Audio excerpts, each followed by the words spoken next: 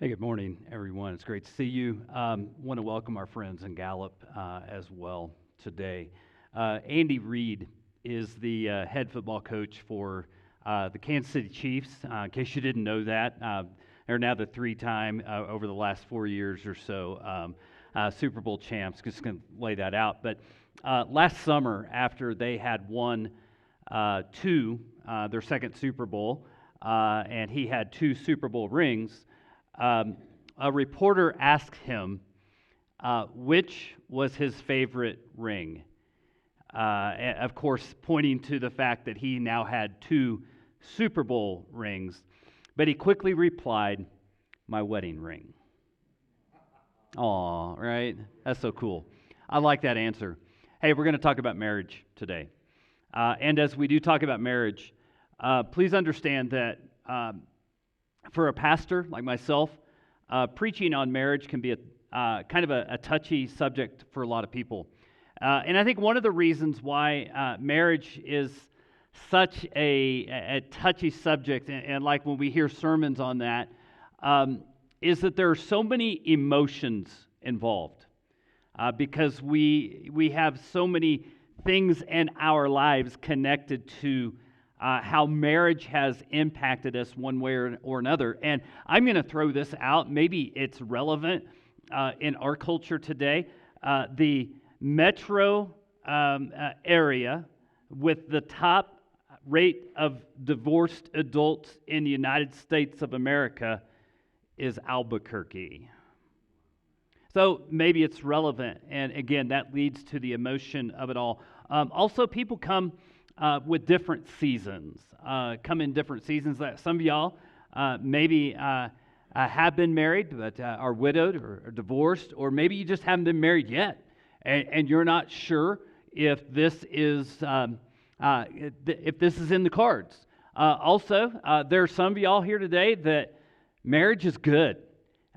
Marriage is like one of the incredible joys of your life, and you're like, you know what? That love and respect thing, don't need that class because we're good, all right? And so we all understand that a little bit. Some of y'all are married today, and every day's a new day.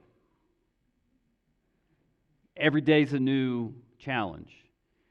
Every day is a new battle. And maybe today the battle and winning the battle was just getting here this morning and you're still talking. And so that is one of the places where many people get. And there are some of y'all that might be married today, and you're just hoping you hear one thing today that will give you an excuse to get out.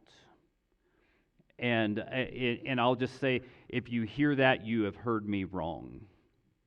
But I understand that we all come in different seasons. I think another challenge in talking about marriage in the church is that there are so many, what I'm going to call whatabouts.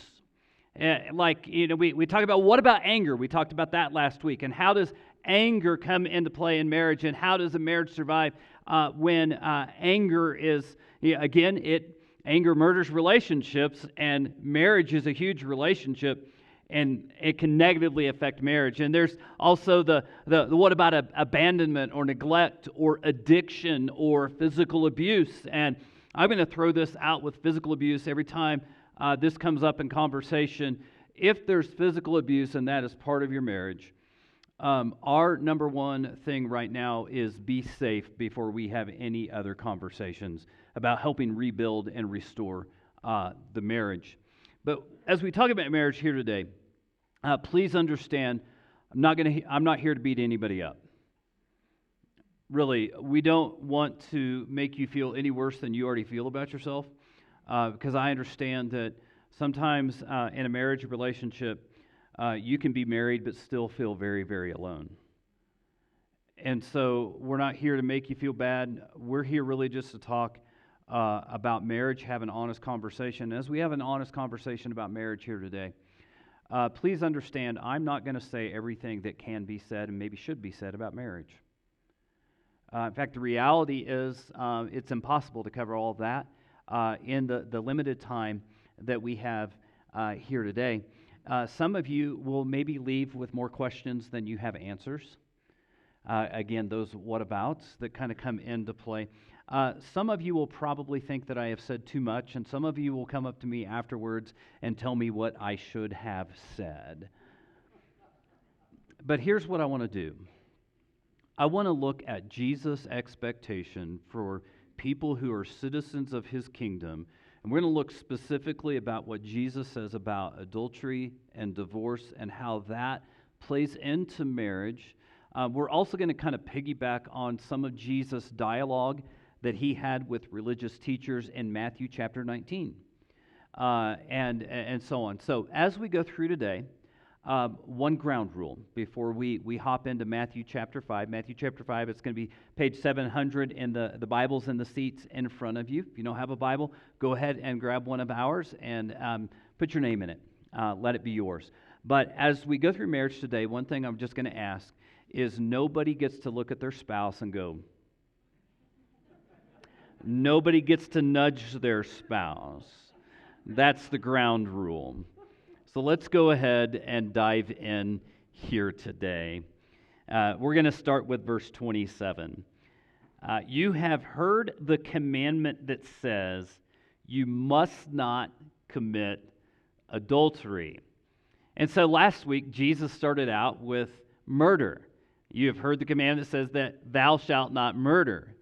And most everybody is probably looking, well, I'm not in prison, so I've either, one, gotten away with it, or two, I'm here. And the reason why I'm here is I've never committed murder. So you're able to check the box. And while maybe not as many people are going to be able to check the box on this one right here, most of the people in attendance that Jesus was talking to on that day were able to go, you know what, I'm good. They were able to check the box and say, I have never, ever cheated on my spouse. But this is where Jesus meddles, and this is where Jesus kind of turns the world upside down and really kind of introduces a new and radical standard in the marriage relationship. Let's look at verse 28.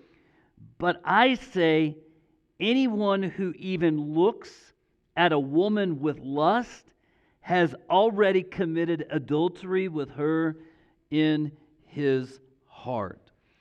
And so again, Jesus says, you've heard that was said, don't commit adultery. And everybody's like, yep, good.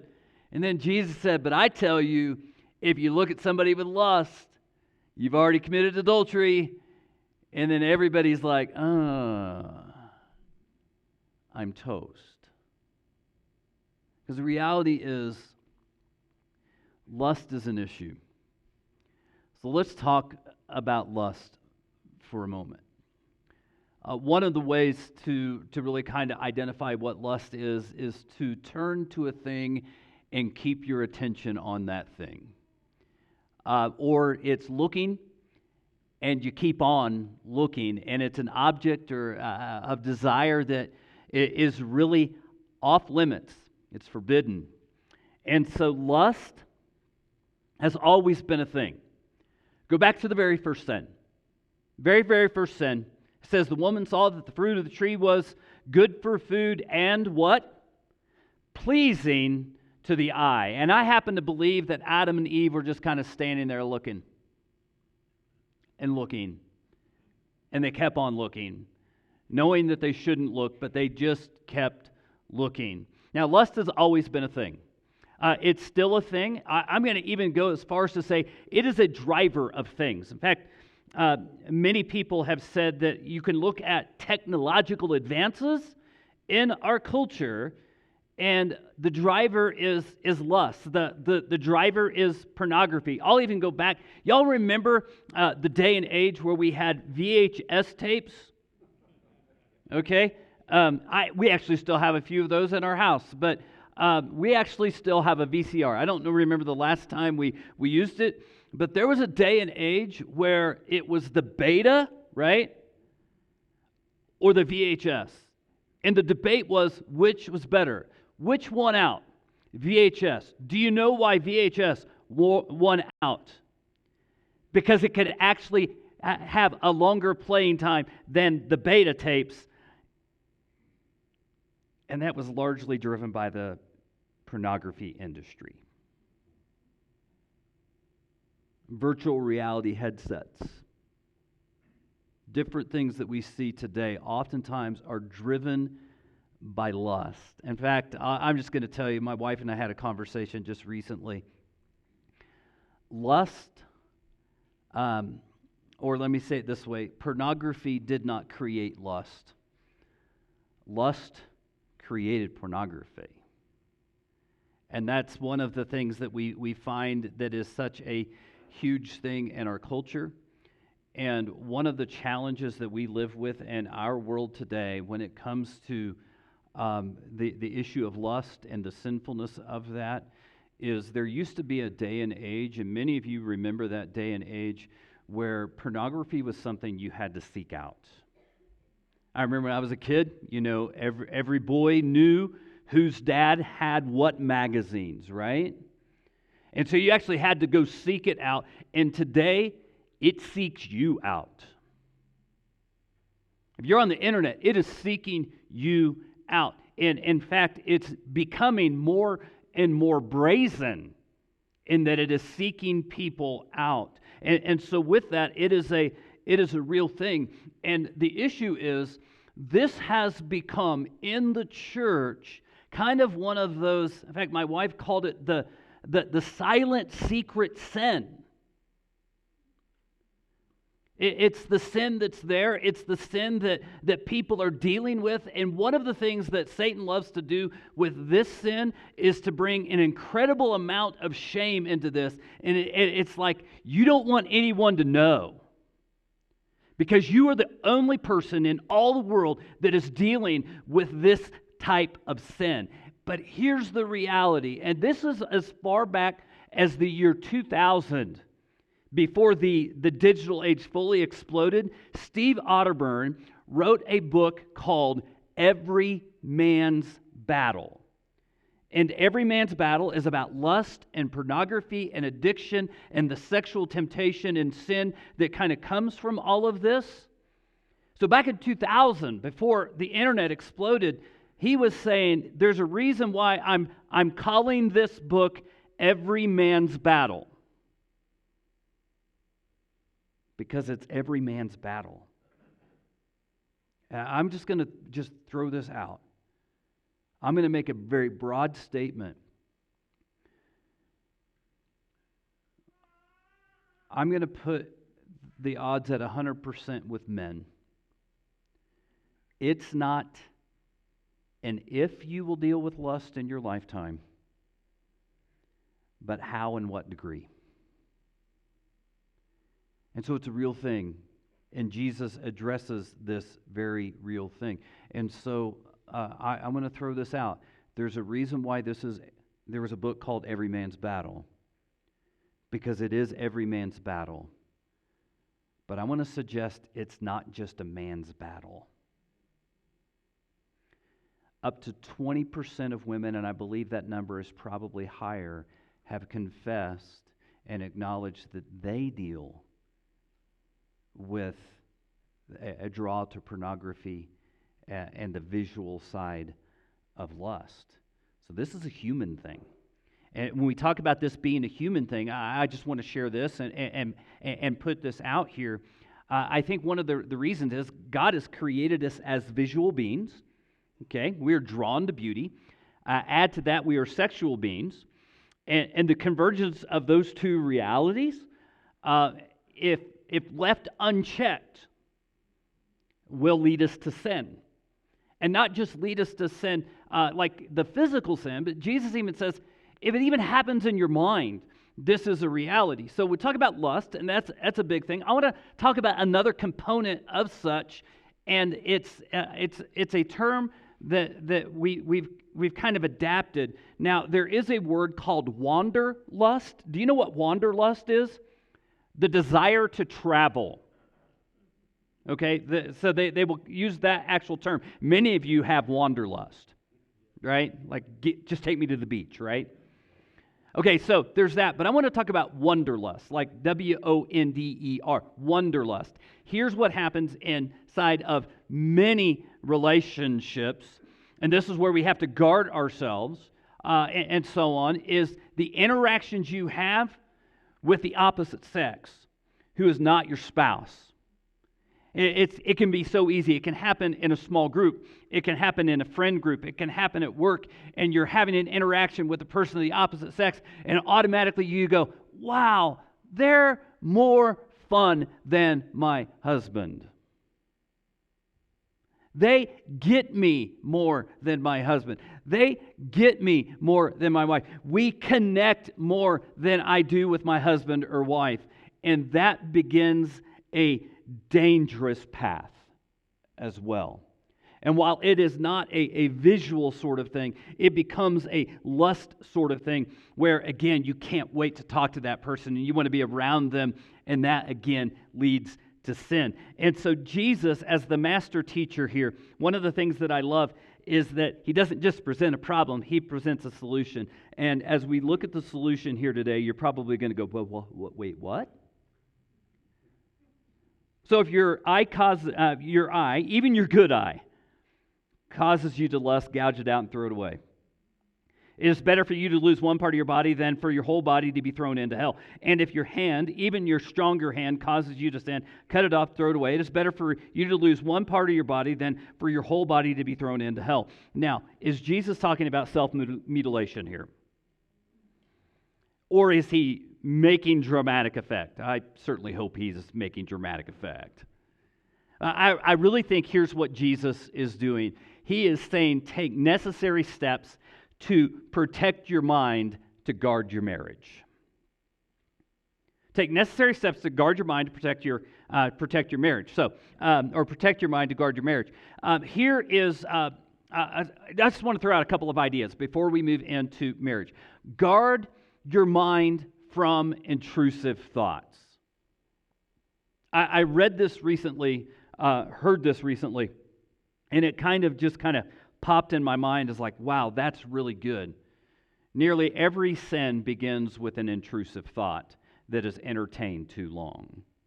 And I believe that's why in 2 Corinthians, Paul says we destroy every proud obstacle that keeps people from knowing God. We capture their rebellious thoughts and teach them to obey Christ. So also, I'm going to throw out this, put up guardrails. Put up guardrails in your marriage. Put up boundaries. I say every couple, before they get married, should set up the boundaries that they have established for their marriage. Predetermine those boundaries. You remember Mike Pence? Mike Pence was vilified for saying that he would not have a closed-door meeting with a person of the opposite sex. That was a boundary. That was a guardrail. I'm going to say that if pornography is an issue, you need to have a thing called like Covenant Eyes on your device, on your computers. That's a little bit of a monitoring software. Nothing is fail-safe, but you can set up accountability. People get to see what you look at. And I think that's a good thing to have on your devices. One of the things that we have kind of set in our marriage, we have all those. I think we have about 3 million streaming services. Anybody with me? You have like Disney and YouTube, all the different.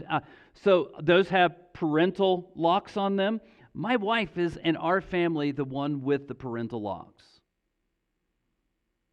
And so because we share with our kids and so on like that, we have things locked down, and we have things locked down for a purpose. So those are some of the guardrails. Another thing I'm just going to say here is find community. And if you don't have community, in fact, one of the things about community fosters the idea where you can confess and confide, and you can find accountability. And if you don't have that, I'm just going to throw this out. It's probably the easiest email address that we have in the Valley View system, jim@vv.church. He would love to talk with you, be able to get you in a group, get you in the context of relationship. So Jesus is done talking about really adultery, at least a little bit, and he gets into talking about marriage. And we find this in verses 31 and 32. He says, you have heard the law that says a man can divorce his wife by merely giving her a written notice of divorce. But I say that a man who divorces his wife, unless she has been unfaithful, causes her to commit adultery, and anyone who marries a divorced woman commits adultery. And this is like Jesus takes what was a pretty broad standard for divorce in their culture and really makes it very, very narrow and strict. In fact, if you go on to your Bibles in Matthew chapter 19, Jesus has dialogue about marriage. And it's interesting what happens in chapter 19, verse 3. It says some Pharisees, these are legal experts, some Pharisees came and tried to trap him with this question: should a man be allowed to divorce his wife for just any reason? No fault divorce. In Jesus' day, there were two thoughts on divorce. There was a rabbi named Hillel, and Hillel had the idea that if your wife became displeasing to you in any way, burned the toast, didn't keep house, on and on and on. If she became displeasing to you in any way, you could give her a written certificate of divorce and the marriage was over. In fact, it was actually legal for a man to say, I divorce you, I divorce you, I divorce you. Say it 3 times, it is legally binding, and you're out. Okay? So that was one of the schools of divorce. That was Hillel. Shammai, and these guys were good friends, trained by the same people, but Shammai would say, no, only for adultery is there grounds for divorce. And so basically the religious leaders of that day came to Jesus and said, what school are you in? What's your thought? And they actually wanted to trap him because there was another church leader or a religious leader who had spoke out against marital improprieties of Herod, and he lost his head. And so maybe Jesus speaks out, Herod gets ticked off, the Jesus problem goes away. But notice what Jesus says in verses 4 through 6. He says, haven't you read the scriptures? Jesus replied, they record that from the beginning, God made them male and female. And he said, this explains why a man leaves his father and mother and is joined to his wife, and the two are united into one. Since they are no longer two but one, let no one split apart what God has joined together. And so instead of identifying with rabbinical thought, okay, Jesus says, my school's the Bible, and I go back to the creation account. And let me just say this. In every day, in every age, in every culture, the cultural concepts of marriage have always wanted a seat at the table to be able to say, well, we think marriage ought to be. Okay? That's always happened. It's always happened where, like, somebody says, well, I think marriage ought to be this or this, and so that's where we get no-fault divorce, and this is where we get polygamy, and this is where we get same-sex marriage, and this is where we get, just a few months ago, a news story where somebody married themselves. Okay? And so rather than entertaining the question, Jesus speaks to the permanency of marriage of one man and one woman for life.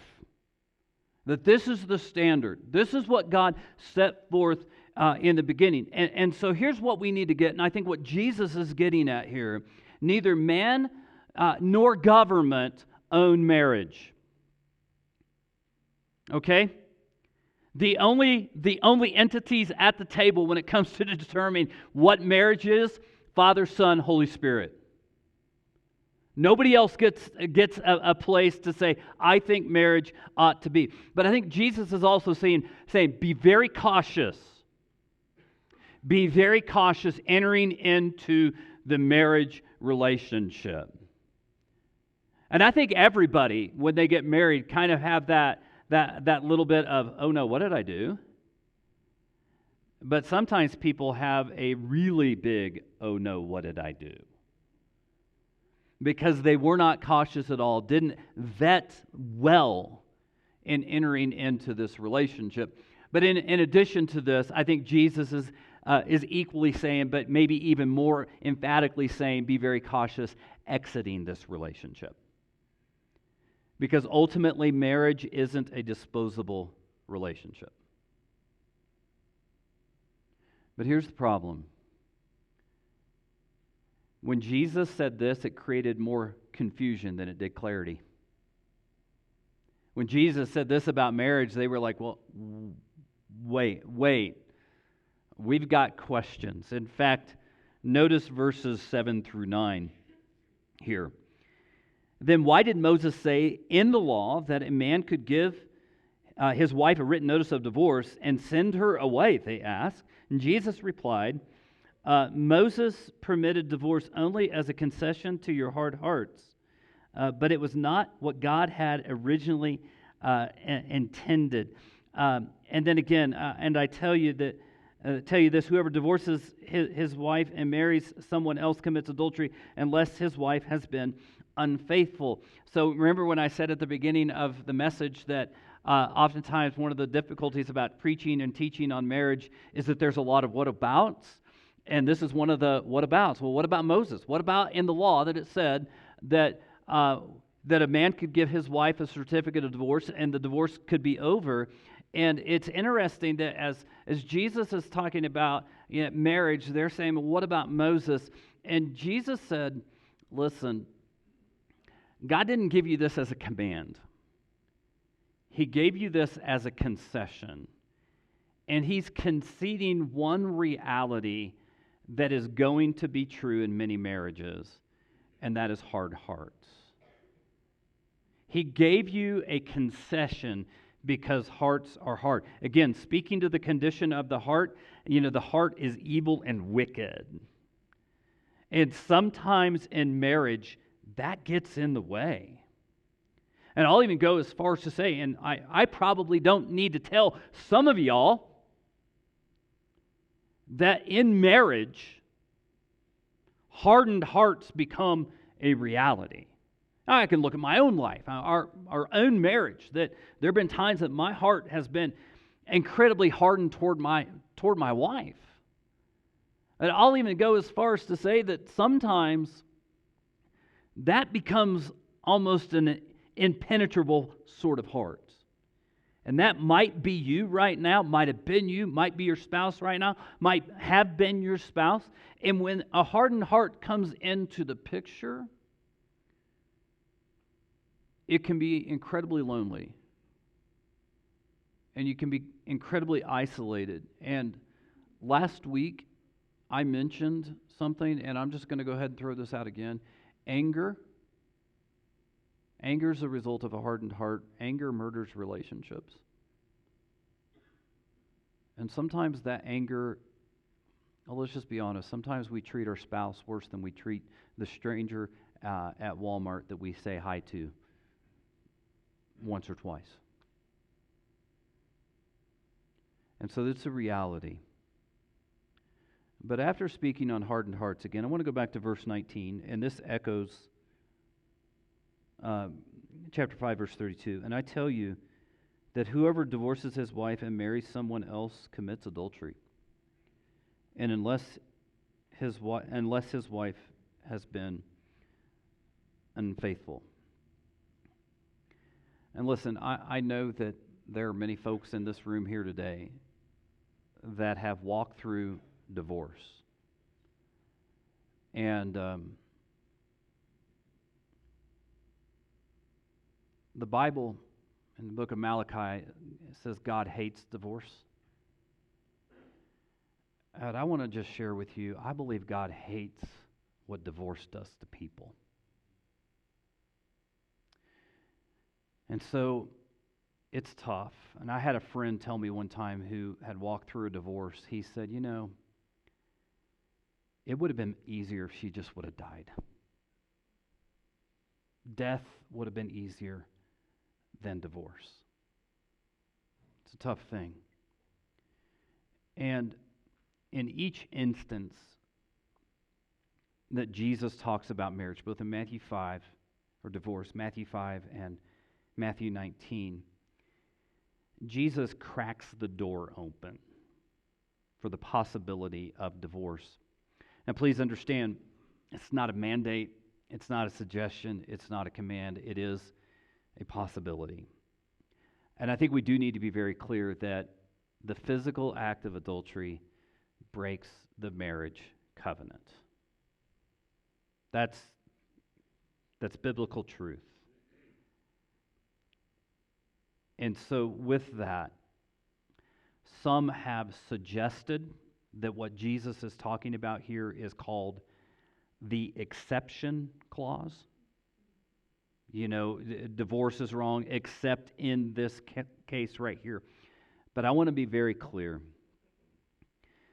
If Jesus is putting forth an exception clause, this must never be viewed as an escape clause. I'm going to go as far as to tell you this. I know of, I would say probably dozens of marriages that I've worked with through the years that have weathered the storm of physical adultery. And I would even say weathered the storm, got through the storm, and I look at their marriage today and I admire them and I respect them, and in many cases look at that marriage and say, wow, those are relationship goals right there. So it doesn't have to be the end. This doesn't have to be the end of the story. But I have also seen situations where there has been rampant, unrepentant, habitual adultery, and one spouse finally just says, I'm done. They just are incapable in their humanness to continue to walk in that relationship. And so when Jesus is done here, he mentions the idea that this is not as clean cut as we want to make it today. And I don't have a lot of time to get into this because I want to get into some practical steps here in a moment.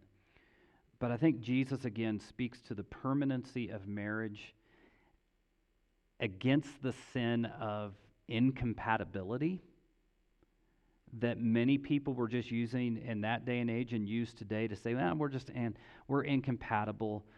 It's just not working out. I'm going to get out and marry somebody else. And he's like, it's not that easy. And he even suggests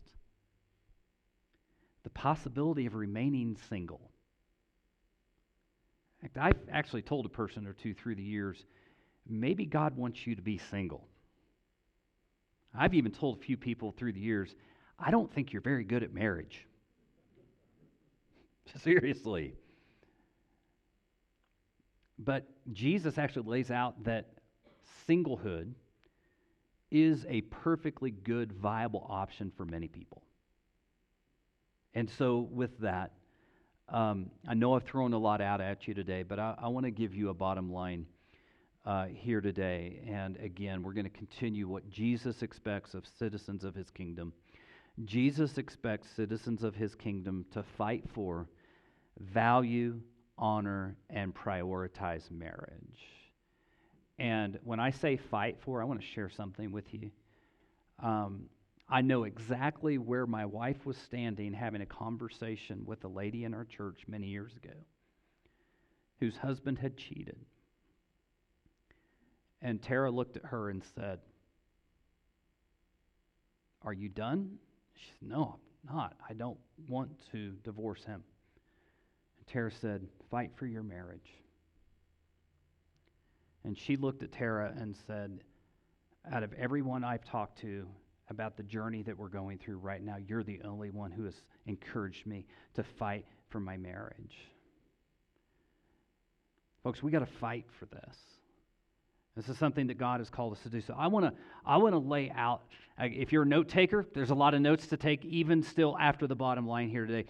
I want to lay out some items that I think are incredibly important as we look at marriage in the church. And one, as we strive for a radical, upside-down kingdom standard that Jesus lays out in marriage, let us also fight for an equally radical and upside-down grace to people. Here's the reality. Jesus, I heard this on the news this week, and I wanted to fight against it until I thought about this. Two things can be true at the same time. We can fight for an incredible standard in marriage, but we can also fight for grace when people don't live up to that standard. I mean, Jesus in John 4 was at a well with a lady who was ostracized by a sinful community. And Jesus, in the middle of the conversation, said, "You know what? Go get your husband." She goes, "I'm not married." He goes, "You're right. You had 5 husbands. And the person that you're with right now is not your husband." Yet Jesus engaged her and spoke with her and revealed himself to her. In John chapter 8, a woman was caught in adultery, and that was the infamous line, "He who is without sin cast the first stone." Now, again, what did Jesus say? Do they condemn you? He said, no. He said, neither do I. But again, it had an incredible standard. Also, unpack your bags.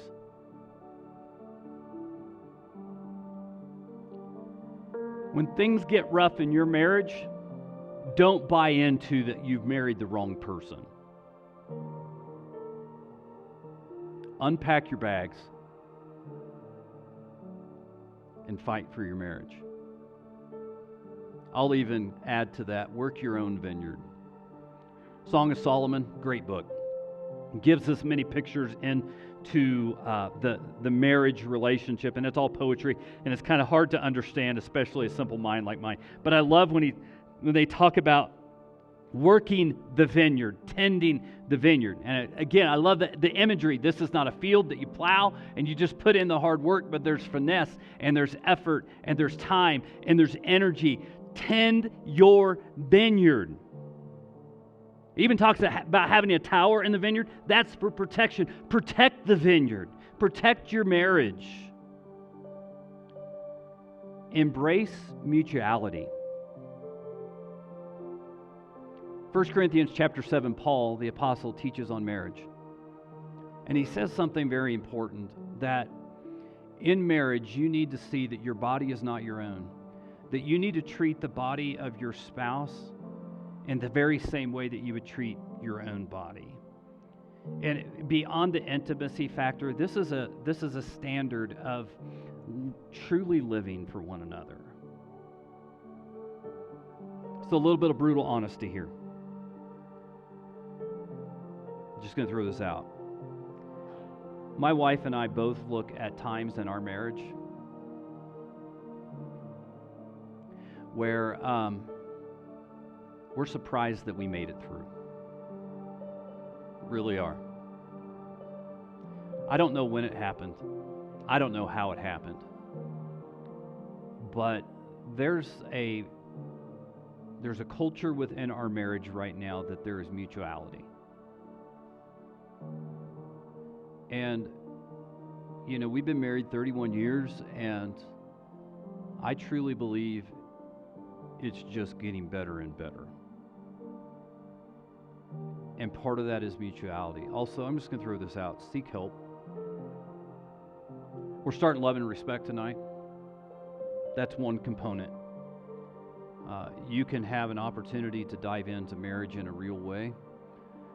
Begin a different conversation. Flip the script of what's happening in your relationship. Also, our marriage ministry is willing to meet with couples one-on-one. And so if that's something that you are seeking and needing, I'm just going to make things very clear. I'm going to again say jim@vv.church, and he will get you to the right people to do that.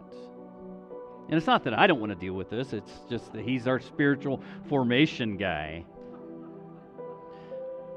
Also this. Embrace that God is not done. Listen. Where you are doesn't have to be the end of the story. In fact, I would invite you to read Matthew chapter 1, which is the genealogy of Jesus. There are a lot of scumbags and crooks in that genealogy. And there's stories of divorce and some really wonky sort of stories with some really bad sort of people. And God took less than ideal circumstances and brought about his glory and plan. And he can take the less than ideal circumstances in your marriage and do the exact same. Let's pray. God and Father, thank you. Thank you for marriage. May we fight. Thank you in Jesus' name.